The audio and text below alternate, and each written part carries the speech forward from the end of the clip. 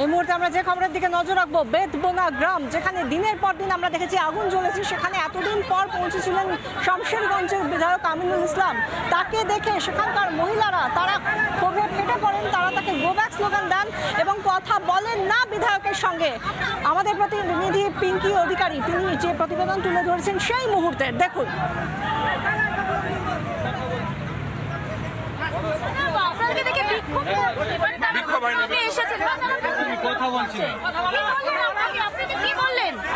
দাদা আমরা একটু কথা বলবো, আমরা একটু কথা বলবো।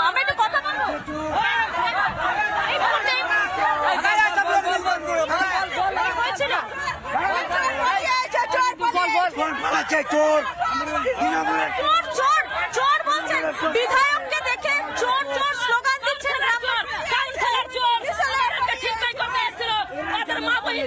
আমাদের মা বহিনা ইজ্জত দিতে পাঠাচ্ছে, থামলো না।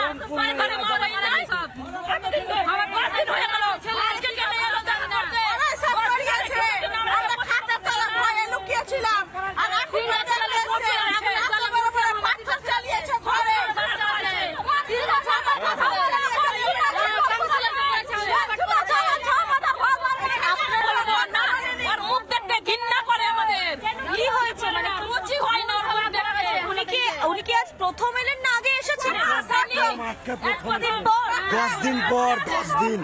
10 দিন পরে আসছে এখানকার এমএলএ।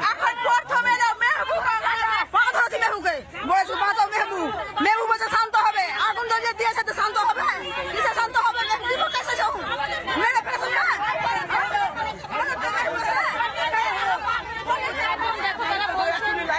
বলছেন যে তারা যখন বিধায়ককে কার্যত তারা যখন তাণ্ডব চলছিল সেই সময় তারা বিধায়ককে পায়নি, কিন্তু আজকের বিধায়ক এসেছেন এবং বিধায়ক গ্রামের মধ্যে তারা বলেন যে বিধায়ককে দেখে চোর চোর স্লোগান দিতে শুরু করেন। ক্যামেরার সোমনাথ পালের সঙ্গে পিঙ্কি, রিপাবলিক বাংলা।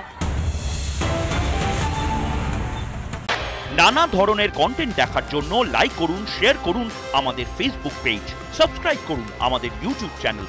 পাশাপাশি অন্যান্য ব্রেকিং নিউজের জন্য অবশ্যই চোখ রাখুন রিপাবলিক বাংলায়।